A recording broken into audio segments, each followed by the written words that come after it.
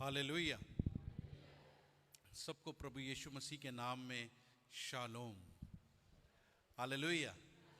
सो मैं परमेश्वर का धन्यवाद करता हूं कि जिसने मुझे मौका दिया कि मैं आप लोगों के बीच में आके उससे कलाम के द्वारा बात कर सकूं। हालेलुया।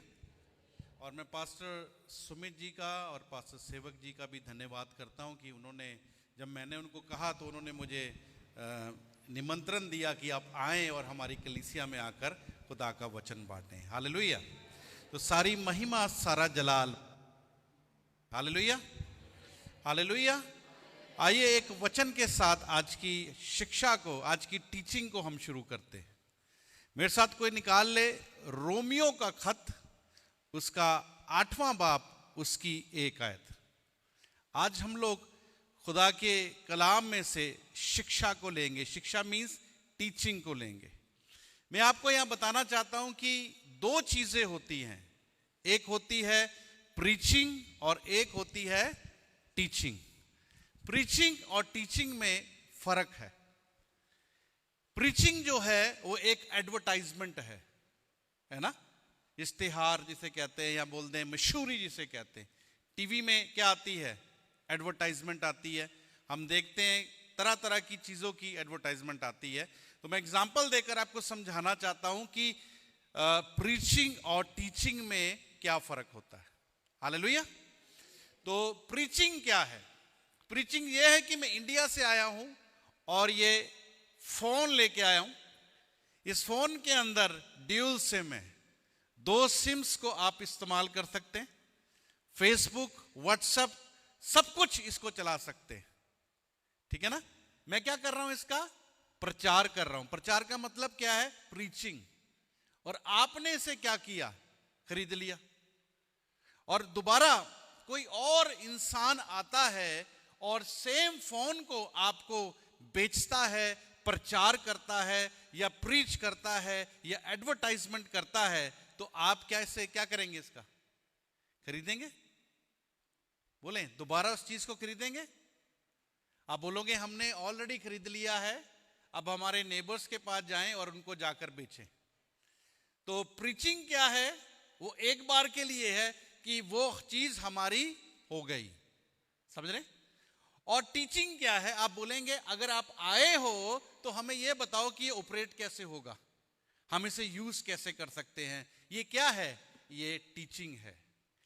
यीशु मसीह हमारे लिए मारा गया, गाड़ा गया, मुर्दों में से जी उठा, अंधों को आंखें देता है, लंगड़ों को चलाता है, मुर्दों को जिंदा करता है। ये क्या है? ये प्रचार है, ये प्रीचिंग है। ये तब तक है जब तक हम इस चीज को कबूल नहीं कर लेते। लेकिन जिन लोगों ने इस बात को कबूल कर लिया है कि यीशु मसीह हमारे लिए मारा गया, गाड़ा गया, मुर्दों में से जी उठा और वो हमारा मुक्तिदाता परमेश्वर है, तो अब प्रचार क्या हो गया उनके लिए? एडवर्टाइजमेंट क्या हो गई? खत्म हो गई। अब क्या करना है? अब टीचिंग लेनी है, शिक्षा लेनी है ना, तालीम लेनी है कि अब यीशु मसीह में चलना कैसे है। हालेलुया। और मैं ईमान रखता हूं कि यहां पे जितने लोग बैठे हैं उन्हें प्रचार की नहीं, उन्हें टीचिंग की जरूरत है। क्या मैं सही बोल रहा हूं?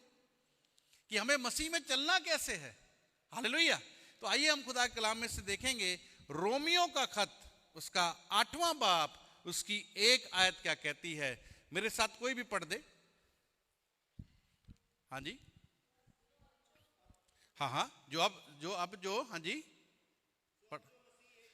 बोलता सो अब जो मसीह यीशु में है, हाँ, बोलता उन पे सजा का हुक्म नहीं है ना। क्या बोलता है? जो यीशु में है उन पे सजा का हुक्म।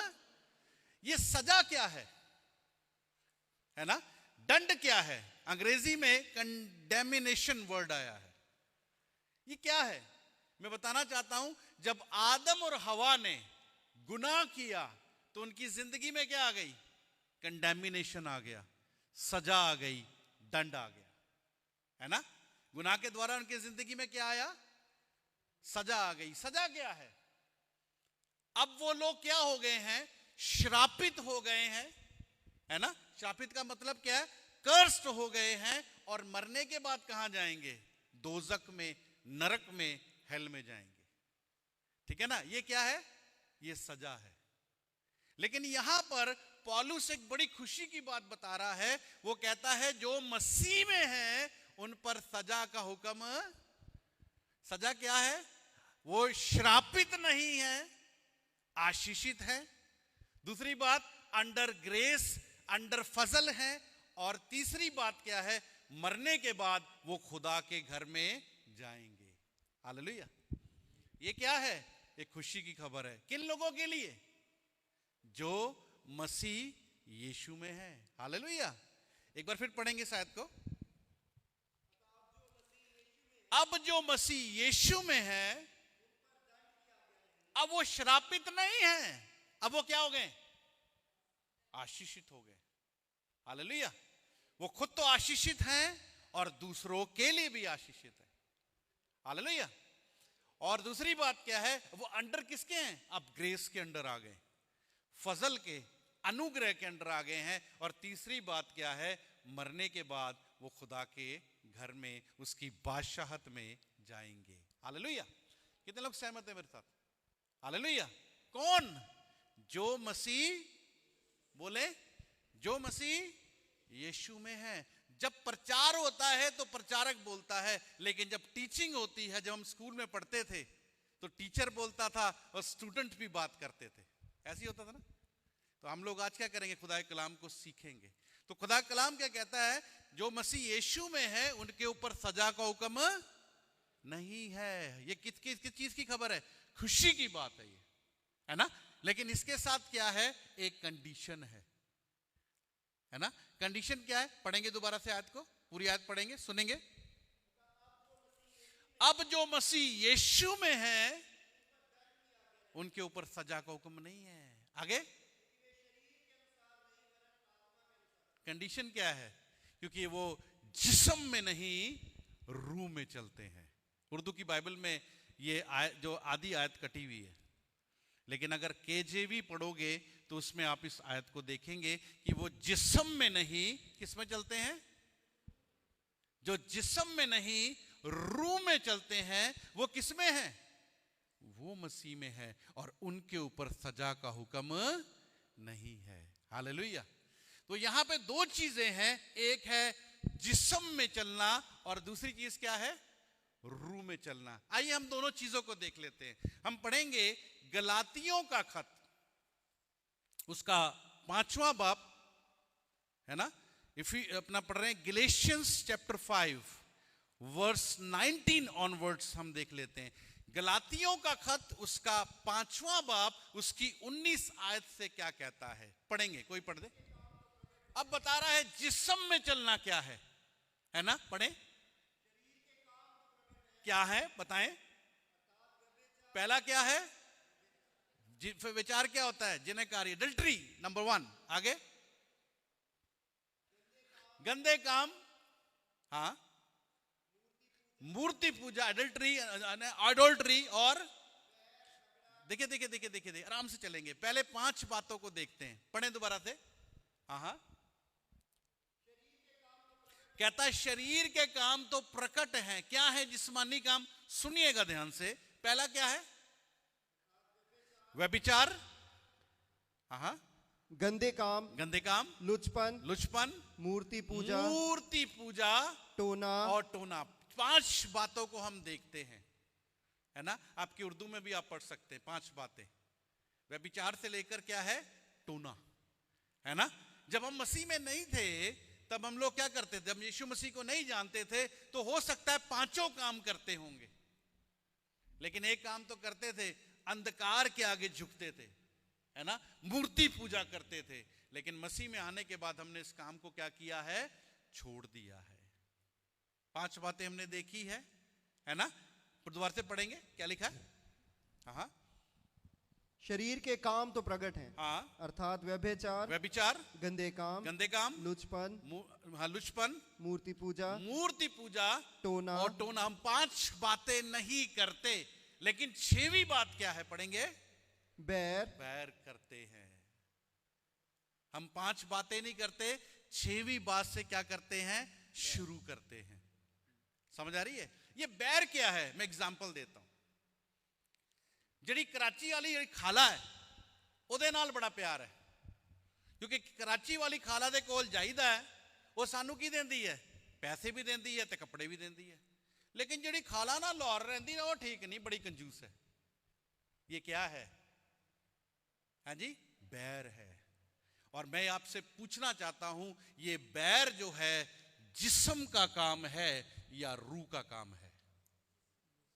और अगर अभी तक आप बैर करते हैं तो आप अभी तक जिस्म में हैं, आप रूह में नहीं हैं। और जब तक आप रूह में नहीं हैं, आप मसीह में नहीं हैं। और जब तक मसीह में नहीं हैं, अभी तक आपके ऊपर सजा का हुक्म है। समझ आ रही बात है ना? बैर क्या है? जिस्म का काम है ना? आगे पढ़ें, क्या लिखा है? बैर झगड़ा, झगड़ा करना। ये झगड़ा क्या है? जिस्म का काम। आगे ईर्ष्या, ईर्ष्या क्या है? जेलसी। आज देखो जी, सानू 20 साल हो गए, साडे कोल ते हुने घर भी नहीं हैगा। इन्हां नूं देखो 5 साल हो गए, हुने इन्हां ने लीवरपूल आके घर भी ले लिया। ये क्या है? हैं? उसके पास रेंज रोवर है, मेरे पास नहीं है। ये क्या है? ये किसका काम है? शरीर का, रूह का काम है या जिस्म का? अगर अभी भी ये बातें हैं तो हम लोग कहां हैं? अभी हम जिस्म में हैं, हम मसीह में नहीं हैं। हालेलुया। ये उसी तरीके से हो गया, एक आदमी पतला होना चाहता है, सुबह उठ के दौड़ता है, जिम जाता है ना, और घर आके मलाई के साथ कभी गोभी के, कभी आलू के, कभी मूली के पराठे खाता है, तो क्या वो पतला होगा? तो सेम वे आप जितनी मर्जी दुआ करें, रोजा रखें, जिस मर्जी खुदा के दास से हाथ रखवा लें, चाहे तेल लगवा के प्रार्थना करा लें, कुछ भी होने वाला नहीं है जब तक आप जिस्म में हैं। Hallelujah, hallelujah. थोड़ी देर को अच्छा लगेगा, मैं ठीक हो गई, मेरी दर्द ठीक हो गई, मेरी प्रॉब्लम ठीक हो गई, पर दो हफ्ते 3 हफ्ते बाद फिर वही प्रॉब्लम शुरू हो गई। आप जानते हैं क्यों? क्योंकि प्रॉब्लम यह है कि आप अभी भी जिस्म में हैं, और जब तक आप जिस्म में हैं, आपके ऊपर सजा का हुक्म है। Hallelujah, hallelujah. तो क्या कहता है? झगड़ा, उसके बाद ईर्ष्या, आगे आगे क्या कहता है? सुनने ध्यान से। क्रोध, क्रोध करना। क्रोध क्या है? गुस्सा। गुस्सा किस चीज का काम है? घमंड। घमंड को दिखाता है, और जो घमंड जो है वो जिस्म का काम है। अगर आप अभी भी गुस्सा करते हैं, ये घमंड है, आप अभी भी कहां हैं? क्या यीशु मसीह के अंदर गुस्सा है? वो तो दया से भरा हुआ है। हालेलुया। समझ आ रही है? और आगे पढ़ें, क्या लिखा है? विरोध, विरोध करना। कई लोग सामने विरोध करते हैं, कई लोग अंदर ही अंदर विरोध करते हैं, है ना? तो ये विरोधता जो है, ये किसका काम है? हाँ, आगे ये जिस्म का काम है। आगे पढ़ें। फूट, फूट। मैंने यहां देखा, स्पेशली यूके में, फैमिली के लोग, कोई इंग्लिश चर्च में जा रहा है, कोई किसी चर्च में जा रहा है, कोई कहां जा रहा है, कोई किधर जा रहा है, घरों के अंदर क्या है? फूट है। और ये भी किसका काम है? जिस्म का काम है। आगे पढ़ें, क्या लिखा?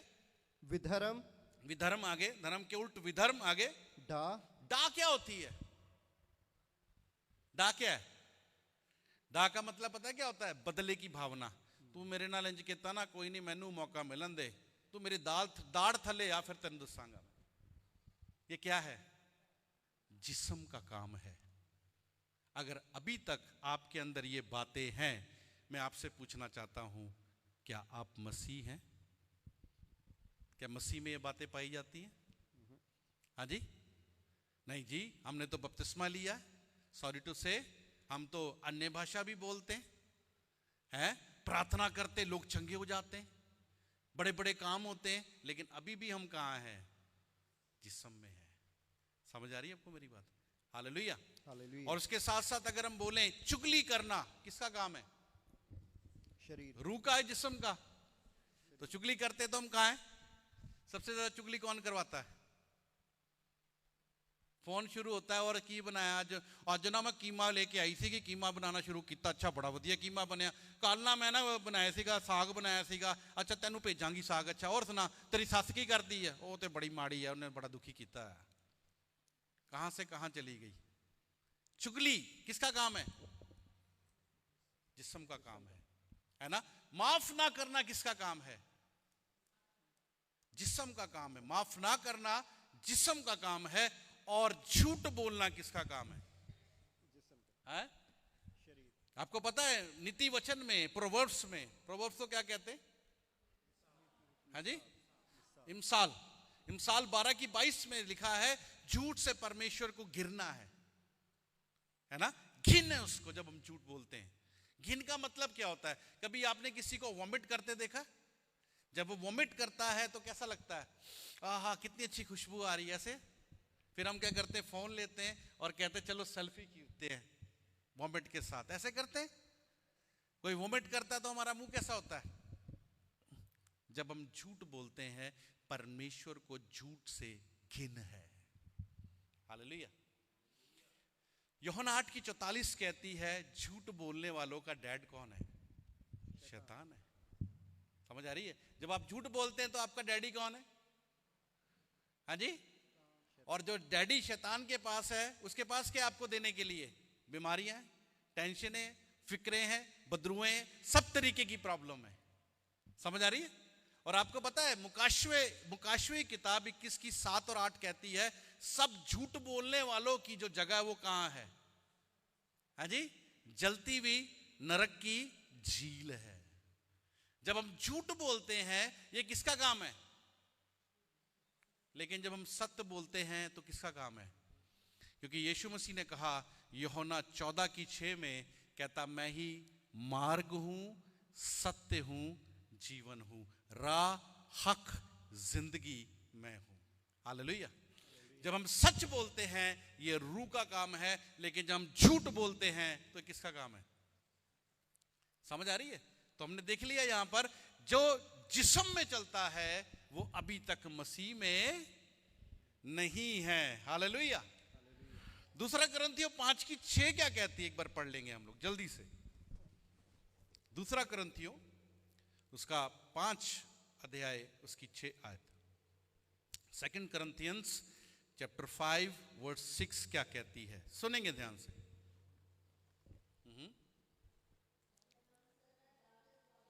बोलता हम सदा डांडस क्या होती है? दिलेरी बांधे रहते हैं। हाँ, जब तक हम जिस्म में हैं, हाँ, तब तक प्रभु से क्या है? तब तक खुदा से क्या है? दूर हैं। क्योंकि खुदा क्या है? रूह है। उसमें जिस्म की एक भी बात पाई नहीं जाती। जब तक हम जिस्म में हैं हम खुदा से क्या हैं? दूर हैं। खुदा क्या है? रोशनी है ना। कलाम में लिखा खुदा रोशनी, उसमें जरा सी भी तारीकी, तारीकी क्या है? उसमें जरा सी भी ईवल, बुराई पाई नहीं जाती। हालेलुया। और अगर हम जिस्म में हैं, जिस्म का मतलब क्या है? तारीकी, ईवल। अगर हम जिस्म में हैं तो हम खुदा के साथ एक हो सकते हैं? बोले हो सकते हैं? नहीं हो सकते। यहां डार्कनेस है, जब लाइट आएगी तो डार्कनेस क्या हो जाएगा? समझ आ रही है? डार्कनेस लाइट का सामना कभी भी कर नहीं सकती। तो सेम वे बुराई जिस्म रूह का सामना नहीं कर सकता।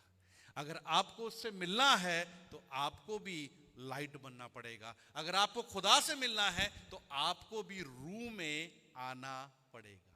हालेलुया। समझ आ रही है? जब तक हम जिस्म में हैं हम प्रभु से क्या है? दूर है। आइए एक आयत को और देख ले हम लोग। हम जाएंगे याकूब की पत्री उसका 2 अध्याय उसकी 10 आयत को पढ़ेंगे। जेम्स चैप्टर 2 वर्स 10 क्या कहती है? सुनिए। ये याकूब जो है, मैं इसके बारे में आपको बताना चाहता हूं, ये यीशु मसीह का सौतेला भाई है। ठीक है। और यरूशलेम की जो कलीसिया है, पेंटिकॉस के दिन शुरू हुई जब रूल कुदस उतरा था, उसका पहला पास्टर है। नंबर 3, ये कलीसिया में 40 साल तक पास्टर का काम किए हुए, ठीक है, यीशु मसीह का सौतेला भाई है। नंबर 2 क्या बताया मैंने आपको, और पेंटिकोस्ट के दिन जो कलीसिया शुरू हुई यरूशलेम में, उसका पहला पास्टर है। नंबर 3, ये शख्स जो है ये 40 साल कलीसिया में एज ए पास्टर काम कर चुका है। ये कलीसिया की कमजोरियों को जानता है। याकूब 2:10 में ये क्या कहता है, हम पढ़ेंगे, सुनेंगे। क्योंकि जो कोई सारी व्यवस्था का पालन करता है, जो कोई सारी शरीयत को मानता है, परंतु एक ही बात में चूक जाए, हाँ जी, एक बात में क्या हो जाए, चूक जाए, रोजा भी रखता है, प्रार्थना भी करता है, बाइबल भी पढ़ता है, सब कुछ करता है, लेकिन कदी कदी ला भी लेंदा, कदी कदी लगा भी देंदा, कदी कदी कट भी देंदा। समझ आ रही है, ये कह रहा है वो। पढ़े दोबारा से। क्योंकि जो कोई सारी व्यवस्था का पालन करता है, सारी शरीयत को मानता है, परंतु एक ही बात में चूक जाए, एक बात में चूक जाए, तो वह सब बातों में दोषी ठहर चुका है। सब बातों में क्या है, कसूरवार है। अगर आपके अंदर एक भी जिस्म का काम है, आप कहां हैं, आप शरीर में हैं, जिस्म में हैं, आप मसीह में नहीं है। ये मैं नहीं कह रहा, ये खुदा का कलाम कह रहा है। हालेलुया, हालेलुया, हालेलुया, हालेलुया, कितने लोगों को समझ आ रहा है? हालेलुया। हालेलुया। देखिए रोमियो में पौलुस क्या कहता है, रोमियो 8:31 क्या कहती है, रोमन्स चैप्टर 8 वर्स 31 क्या कहती है, यहां वो क्या कहता है, सुनेंगे ध्यान से। हाँ, यदि खुदा हमारे साथ है, कितने लोगों ने वचन को सुना है, कलाम को सुना है, कितने लोगों ने इससे क्लेम किया है? कई गीत आए इसके ऊपर। एक फेमस गीत, सेनाओं का यहोवा, याकूब का परमेश्वर। एक बहन ने बड़ा अच्छा गीत गाया, सेना दा यहोवा जदों मेरे नाल है, मैनू मेरे बैरियां दा। सुना आप लोगों ने? बड़ा अच्छा गीत गाया, अच्छी बात है, खुदा कलाम सच्चा है। 8:31 कहती, जब खुदा मेरे साथ है, मेरा दुश्मन कौन हो सकता है। लेकिन 8:7 क्या कहती है, पढ़ के देखें। 8:7 क्या कहती है?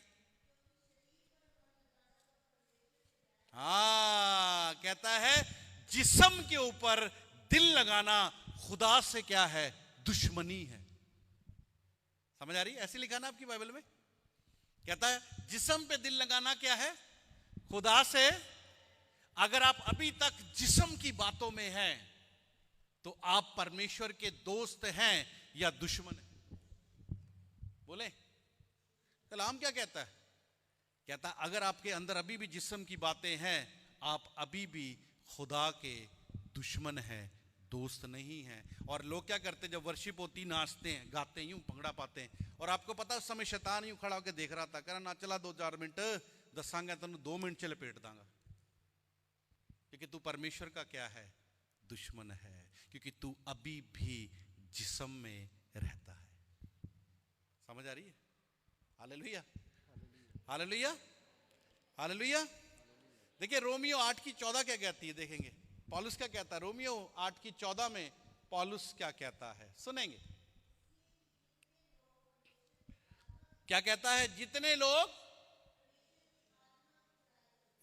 लोग परमेश्वर की रूह में चलते हैं, हाँ, क्या लिखा है, वह ही परमेश्वर के पुत्र हैं। कोई उर्दू में पढ़ सकता है तेज आवाज में? जितने लोग खुदा की रूह की हिदायत में चलते हैं, क्या लिखा है, वो ही खुदा की क्या है, वही है, बाकी नहीं है। जो लोग कहां हैं, जिस्म में है या रूह में है? बोले, रूह में। जो जिस्म में नहीं, रूह में चलते हैं, वो खुदा के क्या है, बेटे हैं। वो ही, बाकी नहीं है। बाकियों को गलत फहमी है भाई। समझ आ रही है? कलाम तो यही कह रहा है। क्या कलाम दोगला हो गया? क्या खुदा कलाम दोगला है? खुदा कलाम दोगला नहीं है। खुदा का कलाम जो वो क्लियर है, वो कहता है जितने लोग जिस्म में नहीं रूह में चलते हैं, वही परमेश्वर के बच्चे हैं। और 17 आयत क्या कहती, पढ़े सुने। अगर संतान है तो वारिस भी हैं, आगे परमेश्वर के वारिस, मसीह के संगी वारिस का मतलब क्या है? जो मसीह का है वो हमारा भी है। यीशु मसीह जब मुर्दों में से जी उठा तो अपने शागिर्दों से मिला। सुनिए यहां, जब यीशु मसीह मुर्दों में से जी उठा तो किससे मिला? और वो क्या कहता है? आसमान और जमीन का इख्तियार मुझे दिया गया है। जानते हैं क्यों? क्योंकि वो जिस्म में नहीं रूह में चला। हालेलुया। और जब हम जिस्म में नहीं रूह में चलते हैं तो वो आसमान और जमीन का इख्तियार किसे मिलता है? जो जमीन पे बांधोगे आसमान में बन जाएगा, जो जमीन पे खोलोगे। आज रोजे रखने पड़ते हैं दुष्ट आत्मा निकालने के लिए। हाँ जी, यीशु मसीह भी रखता था 40 दिन के। क्या वो एक बार रखे उसने, तैयारी थी, क्या रखे उसने बाद में? शैतान उसके कहां था? पता क्यों? क्योंकि वो जिस्म में नहीं रूह में चलता था। Hallelujah, hallelujah, hallelujah. क्योंकि जो जिस्म में नहीं रूह में है वो ही मसीह में है। बाकी सब किस में है? एक शब्द है अंग्रेजी का हिपोक्रेट, यही होता है ना? हिपोक्रेट का मतलब क्या होता है? ढोंगी, है ना? बाकी क्या है? सब ढोंग चल रहा है। जो जिस्म में नहीं रूह में है वही सही रियलिटी में है। हालेलुया। असली मसीहत क्या है? असली मसीहत यह है कि हम जिस्म से निकलकर रूह में आ जाए। आज मैं आप लोग को बताना चाहता हूं, खुदा का कलाम जो है वो हमारी मदद करता है। खुदा का रूह जो है वो हमारी मदद करता है सिर्फ एक काम के लिए कि वो हमें जिस्म से निकालकर रूह में लेके आना चाहता है, यीशु की मानित बनाना चाहता है। Hallelujah, hallelujah. समझ आ रही है? क्योंकि जब तक हम जिस्म से निकलकर रूह में नहीं आएंगे, हमारे ऊपर अभी तक सजा का हुक्म है, हम अभी तक श्रापित हैं। और मरने के बाद हम लोग नरक में, हेल में, दोजक में जाएंगे। खतरनाक बात है नहीं? Hallelujah, hallelujah. देखिए, मसीह में होने के फायदे क्या हैं? एक तो सजा का हुक्म खत्म हो गया, है ना, आशीषित हो गए। और दूसरी बात क्या है? अंडर ग्रेस हो गए। और मरने के बाद कहां जाएंगे? खुदा की बादशाहत में जाएंगे। और हमने क्या देखा? जब हम लोग जिस्म में नहीं रूह में चलते हैं तो हम परमेश्वर के क्या हैं? बच्चे हैं। बच्चे हैं तो हमारे पास क्या है? पावर एंड अथॉरिटी भी है, पावर और अधिकार भी है हमारे पास। Hallelujah, hallelujah. अधिकार कहां मिलता है? रोजे रखने से, है जी। चलो 400 दिन के रोजे रख के अधिकार लेते हैं। अधिकार कब मिलता है? जब आप जिस्म से निकलकर रूह में आते हैं, तब अधिकार मिलता है। Hallelujah, hallelujah. समझ आ रही है? और मसीह में होने का फायदा क्या है? इफिसियों 1:3 क्या कहती है? सुनेंगे हम लोग। हाँ जी, इफिसियों का खत 1:3, इफिशियंस चैप्टर 1 वर्स 3। हाँ पढ़े बहन प्लीज। हाँ, पिता का धन्यवाद हो। क्यों धन्यवाद हो? पढ़े। किसमें? क्या बोल रहा है? उसने हमें किसमें? दोबारा बोले। मसीह में। किसमें? इधर देखिए, यहां या यहां? बोले मसीह में कब है? जिस्म में या रूह में? जब हम जिस्म से निकलकर रूह में आते हैं, मसीह में आते हैं, तो मसीह में क्या लिखा आगे? स्वर्गीय स्थानों में क्या दी है? सब प्रकार की ब्लेसिंग्स कहां मिलती है? मसीह में। और मसीह में आने का तरीका क्या है? जिस्म से निकलकर रूह में आ जाइए। Hallelujah, hallelujah, hallelujah. कितने को बात समझ आ रही है? हमारी दो पोजीशंस हैं। पहली पोजीशंस क्या है? We are in Christ. पहली पोजीशन क्या है? बोले वी आर इन, हम मसीह में। हम मसीह में कैसे? जब हम जिस्म से निकलकर रूह में आते हैं। हालेलुया। जब हम जिस्म से निकलकर मसीह में रूह में आते हैं तो फिर कुछ और ही हो जाते हैं। हालेलुया। समझ आ रही है आप लोगों को? लेकिन बड़े दुख की बात है, यीशु मसीह जल्दी आने वाला है। कितने लोगों को पता है? लेकिन बड़े दुख की बात है, आज मसीह की कलीसिया कहाँ है जिनको वो लेने आ रहा है? वो रूह में है या अभी भी जिस्म के काम है उनके अंदर? ये दुख की बात है। अभी भी प्रोफेसीज, हीलिंग, मिरेकल के पीछे हैं। मुझे एक आयत याद आती है, मत्ती 7 उसकी 21 आयत को पढ़ के देखें क्या लिखा है। जल्दी से पढ़ें। मत्ती 7 की 21 और 22 आयत। जो मुझसे हे प्रभु कहते हैं, हर कोई खुदा की बादशाहत में नहीं जाएगा। क्यों? जो मेरे आसमान के बाप की इच्छा पे चलता है ना? आगे पढ़ें क्या लिखा है। बहुत से लोग मुझे कहेंगे, क्या हमने तेरे नाम से नबूवत नहीं करी? नंबर 1। तेरे नाम से दुष्ट आत्माएं नहीं निकाली? नंबर 2। तेरे नाम से हमने मौजे नहीं करे? है ना? हम कहेंगे, बोलता तुम कहोगे तो आगे क्या लिखा है? बोलता मैं तुम्हें जानता ही नहीं हूं। आज मसीह की कलीसिया कहां फंसी हुई है? मैं यहां यूके में आके 3 शब्दों को सुनता हूं, आई प्रोफेसाई, आई डिक्लेयर, आई डिक्री। बस इसी चक्कर में फंसे हुए। मुझे पता है खुदा का रूह बात करता है, और मैं बोलूं जब खुदा का रूह प्रोफेसी करेगा तो उसका प्रोफेसी, नबूवत करने का पता क्या? पुराने अहदनामे में जब आप नबियों को पढ़ते हैं तो खुदा अपने नबियों के द्वारा पता क्या कहता था? भाई जिस्म से निकलकर रूह में आ जाओ। समझ आ रही है? मूर्तियों को छोड़कर, व्यभिचार, गंदे कामों को छोड़कर जिंदा परमेश्वर की प्रस्तुति करने आ जाओ। जिस्म से निकलकर कहां आ जाओ? लेकिन आज लोग कहां फंसे हुए? समझ आ रही है? तो पहली पोजीशन क्या है? We are in. और दूसरी पोजीशन क्या है? Christ in us. आइए देखते हैं हम लोग। हम पढ़ेंगे पहला यूहन्ना का पहला खत, उसका दूसरा बाप, उसकी 15, 16, 17 आयत को देखेंगे। जल्दी से निकाल लीजिए।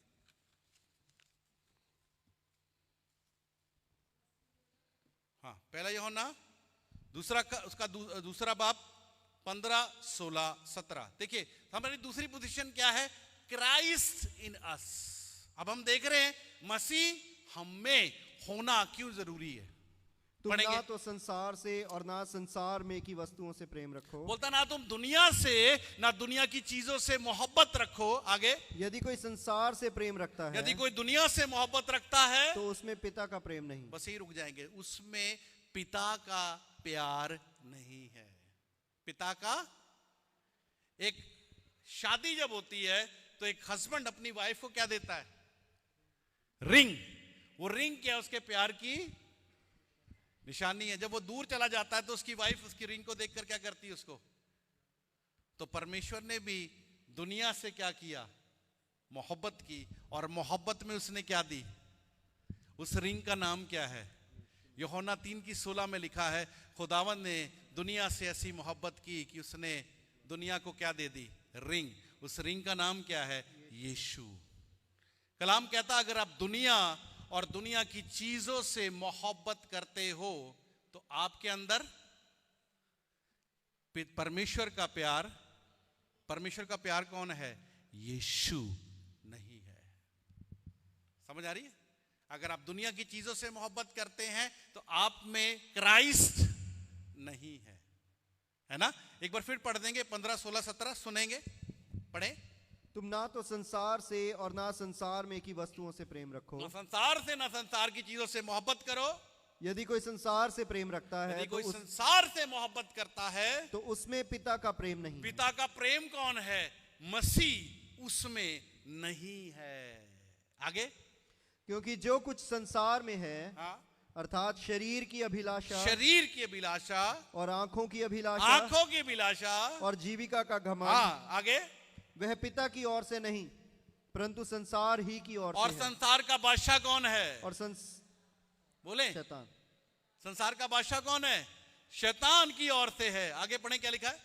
संसार और उसकी अभिलाषाएं दोनों मिटते जाते हैं, संसार उसकी ख्वाहिशें, दुनिया और उसकी ख्वाहिशें दोनों खत्म हो जाएंगी आगे, पर जो परमेश्वर की इच्छा पर चलता है वह सर्वदा बना लेकिन रहेगा। जो खुदा की इच्छा पे चलेगा वो हमेशा बना रहेगा। इस दुनिया की चीजें जो हैं उनका बादशाह कौन है? बोले अगर आप में मसीह नहीं है तो बड़ा खतरनाक चीज है ये। आप जानते हैं क्या क्यों? क्योंकि पहला यूहन्ना 4:4 में यूहन्ना क्या कहता है? पहला यूहन्ना 1 जॉन चैप्टर 4 वर्स 4 क्या कहती है? पढ़ के देखें। पहला यूहन्ना 4:4 क्या कहती है? हे बालको तुम परमेश्वर से हो, तुमने उस पर जय पाई है, तो तुम में क्यों कौन है? इधर देखिए, कहता जो तुम में है, हाँ, जो इस संसार का बादशाह है उसका नाम क्या है? शैतान। कहता जो तुम में है, जो इस संसार में काम करता है, आगे कौन है हमारे अंदर? मसीह या दुनिया की चीजें, शरीर की अभिलाषा, है ना, जिस्म की ख्वाहिश, आंखों की ख्वाहिश, और तीसरी बात क्या है? जिंदगी की शेखी। उर्दू में लिखा है। हमारे अंदर क्या है? अगर हमारे अंदर ये बातें हैं तो हमारे अंदर क्राइस्ट नहीं है। अगर क्राइस्ट नहीं है तो शैतान 2 मिनट में हमें क्या करेगा? पहला यूहन्ना 4:4 क्या कहती है? जो तुम्हारे अंदर है वही है जो शैतान से लड़ सकता है। हालेलुया, है ना। लेकिन हमारे अंदर क्या है? जिस्म की बातें, है ना, नंबर 1। और दूसरी बात क्या है? हम दुनिया की चीजों की तरफ दिल लगाए हुए हैं। यीशु मसीह ने कहा मत्ती 6 अध्याय उसकी 31, 32, 33 में, कहता तुम इस बात की चिंता मत करो, तुम क्या खाओगे, क्या पियोगे, क्या, बोलता है इस बात की चिंता मत करो, क्योंकि इन बातों की चिंता कौन करते हैं? कहता कहते क्या लिखा? उर्दू में पढ़ दें एक बार, क्या लिखा है? इन बातों की चिंता कौन करते हैं? हिंदी में लिखा है इन बातों की चिंता कौन करता है? अन्य जाति, है ना। और उर्दू में क्या लिखा? पढ़ेंगे फटाफट। गैर कौमें, ठीक है। इन बातों की चिंता कौन करता है? बोलता है ना तुम संसार से ना संसार की चीजों से प्यार करो, है ना, ये लिखा ना। और यहां पे यीशु मसीह क्या बोलता है? तुम इस बात की चिंता मत करो, तुम क्या खाओगे, क्या पियोगे, क्या, रोटी कपड़ा मकान की चिंता मत करो। अगर इसके साथ थोड़ा अपडेट कर लें, इस बात की चिंता मत करो कि यूके में रेड पासपोर्ट मिलेगा कि नहीं मिलेगा, घर मिलेगा कि नहीं मिलेगा, नौकरी मिलेगी कि नहीं मिलेगी, शादी होगी कि नहीं होगी, इस बात की चिंता मत करो, क्योंकि वहां आगे लिखा है, कहता तुम्हारा परमेश्वर जानता है कि तुम्हें क्या चाहिए। हालेलुया। इस बात की चिंता मत करो कि घर मिलेगा कि नहीं मिलेगा, खुदा जानता है कि आप किराए पे रहते हो। एक समय आएगा वो परमेश्वर, आज 2 रूम है ना, 2 बेडरूम का मकान लेना बड़ा मुश्किल है, एक समय आएगा वो 5 बेडरूम का मकान आपको दिलाने की कुव्वत रखता है। वो जानता है आपकी जरूरतें क्या है, पर इस चीज के लिए हमें पीछे भागने की जरूरत नहीं है, है ना। वो एक चीज बोलता है, पहले उसकी बादशाहत और उसके राज्य की खोज करो, ये सब चीजें तुम्हें मिलती।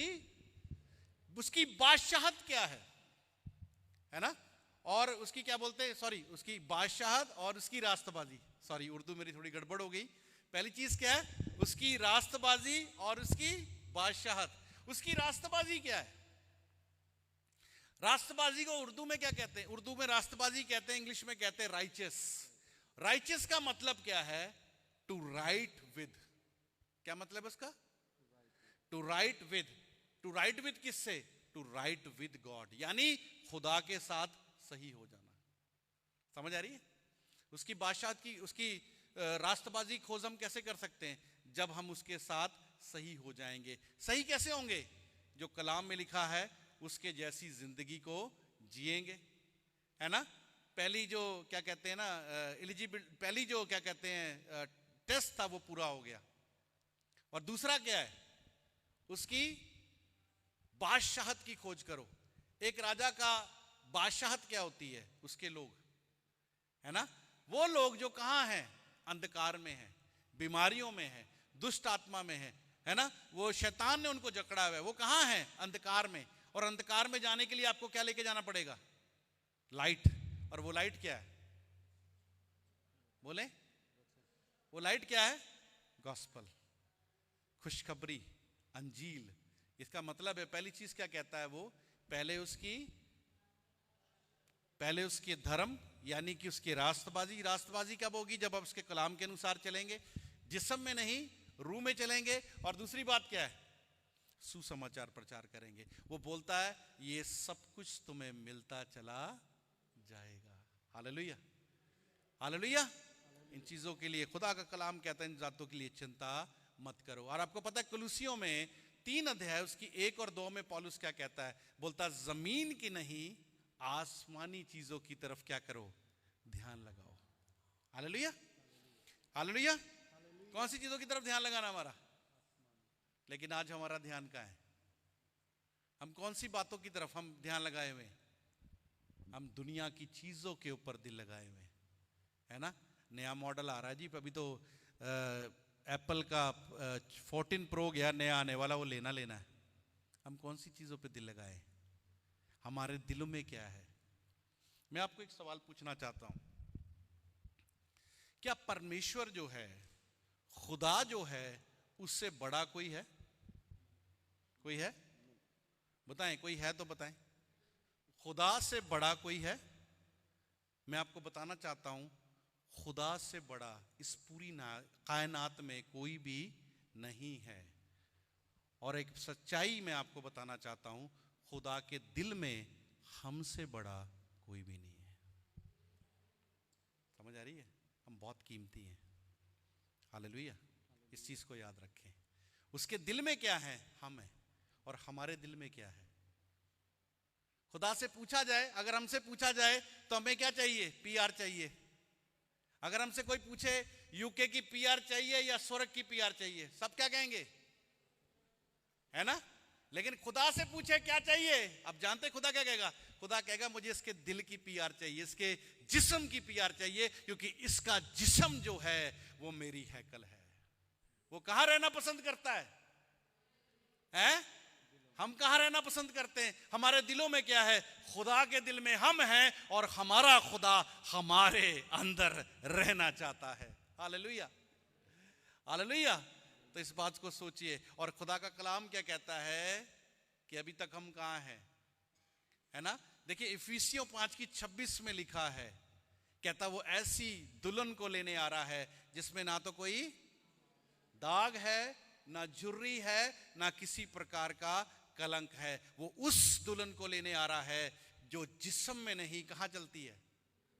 बोले, और जो दुनिया की बातों में नहीं, आसमानी चीजों की ओर ध्यान लगाती है। हालेलुया। आज ये वचन हमें चैलेंज देता है, आज ये वचन हमें चुनौती देता है कि हम जिस्म से निकलकर कहां आ जाएं। जब तक हम जिस्म से निकल के रूह में नहीं आएंगे, हम हिपोक्रेट हैं। खुदा कलाम कह रहा है, मैं आप लोगों को नहीं कह रहा, लेकिन खुदा कलाम कह रहा है। खुदा कलाम जो है 2 धारी तलवार है, सुनने वाले और सुनाने वाले दोनों को क्या करता है? काटता है। अगर आप रियल क्रिश्चियन बनना चाहते हैं, है ना, अगर रियल मसीह बनना चाहते हैं, तो मैं आज आपको कहना चाहता हूं, जिस्म से निकलकर कहां आ जाए? हाँ जी, जिस्म से निकलकर रूह में आके तो देखिए, फिर आपको मजे आएंगे। फिर आप देखेंगे परमेश्वर की बरकतों को, उन बरकतों को जो उसने आपके लिए रखी है। क्यों? क्योंकि वो बरकतें उसने अपने बच्चों के लिए रखी है। हालेलुया। और दूसरी चीज क्या है? हमें क्या करना है? हमें दुनिया की चीजों की तरफ नहीं, आसमान की चीजों की ओर ध्यान लगाना है। Hallelujah, hallelujah. आइए अपनी जगहों पे खड़े हुए हम लोग, आइए हम लोग अपनी आंखों को बंद करें, अपनी जगहों पे खड़े हों और अपनी आंखों को बंद कर लें। इस समय खुदा की रूह हमारे बीच में है, जैसे कलाम में लिखा है, जहां 2 या 3 उसके नाम से इकट्ठे होते हैं वहां वो हाजिर होता है। और आज खुदा के रूह ने आपसे बात की है। इब्रानियों 3:7 में लिखा है, अगर रूहुल कुदस तुमसे बात करता है तो अपने दिलों को कठोर मत करो, अपने दिलों को कठोर मत करो, जैसे उन दिनों में, है ना, उन लोगों ने जंगल में, है ना, बैबान में किया था। अपने दिलों को कठोर मत करो और खुदा को रूह को कहो कि खुदावंद हमारे अंदर काम कर प्रभु। और प्रभु आज हमने तेरे जब कलाम को सुना है और हमने जान लिया है कि जिस्म में रहकर हमारा गुजारा नहीं है प्रभु, जिस्म में रहकर हमारा गुजारा नहीं है, दुनिया की चीज़ों की तरफ ध्यान लगाकर हमारा गुजारा नहीं है प्रभु। आज हम फैसला करते हैं, आज कहें उससे कि रूहुल कुद्दस हमारी मदद करे, हमारी हेल्प करे, आपका कलाम हमारी मदद करे। जैसे कि खुदा के कलाम में लिखा है, वो कलाम भेजकर शिफा देता है और हमें आने वाले तबाही से बचाता है। आइए खुदा से कहें, खुदावंद हमें माफ़ कर कि अभी तक हम जिस्म में थे, जिस्म की बातें में थे, लेकिन अब से हम रूह में चलेंगे, अब से हम रूह में चलेंगे और अब से हम दुनिया की बातों की तरफ नहीं, आसमान की चीज़ों की ओर ध्यान लगाएंगे। ये समय आपका है, खुदावंद ने अपनी बातों को आपसे किया है, अब ये समय आपका है। आप खुदा से कहें और खुदा से दुआ मांगे। रिपेंट कर सकते हैं, अगर आपको रिपेंट करने का दिल करता है कि मैं अभी तक जिस्म में था, खुदावंद मुझे माफ़ कर, अभी तक मैं दुनिया की चीज़ों से प्यार कर रहा था, अभी तक मैं जिस्म में जी रहा था, खुदावंद मुझे माफ़ कर प्रभु, मुझ पे दया कर पिता, मुझ पे दया कर। दुआ करें सभी। Pastor ji, hallelujah, thank you Lord Jesus. दुआ करें सभी। Hallelujah, hallelujah, hallelujah, hallelujah, hallelujah, hallelujah, hallelujah, hallelujah, hallelujah. इसी तरह प्रार्थना में रहें। Hallelujah, thank you Jesus.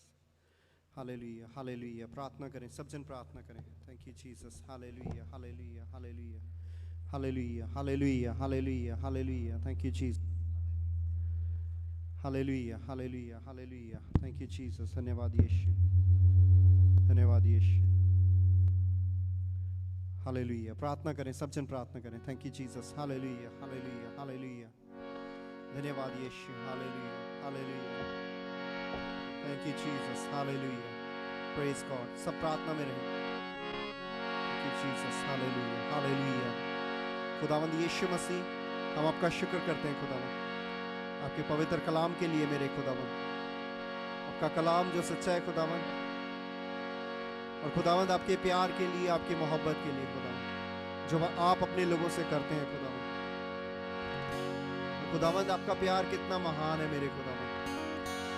सचमुच खुदावंद यीशु मसीह, आपने सलीब के ऊपर हमारे लिए जान दी है खुदावंद। और खुदावंद आपका प्यार इतना महान है, हर रोज, हर दिन, हर पल वो गुनाहगार से कहता है कि मैं तुझसे प्यार करता हूँ, मेरे बेटे, मेरी बेटी लौटा मेरे पास। खुदावंद हम आपका शुक्र करते हैं खुदावंद, आज जो अपना वचन आपने अपने लोगों को दिया है खुदावंद। खुदावंद जिस्मानी नहीं बल्कि रूहानी बातों की ओर हम अपने ध्यान को लगाएं खुदावंद। बाइबल में लिखा है, ये पृथ्वी के ऊपर हमारा जो घर है वो थोड़े टाइम का है, लेकिन जो स्वर्ग में हमारा घर है वो सदा का है। हम स्वर्ग के बातों की ओर अपने ध्यान को लगाएं खुदावंद। आज खुदावंद अपने पाक रूह के मस्सा के द्वारा खुदावंद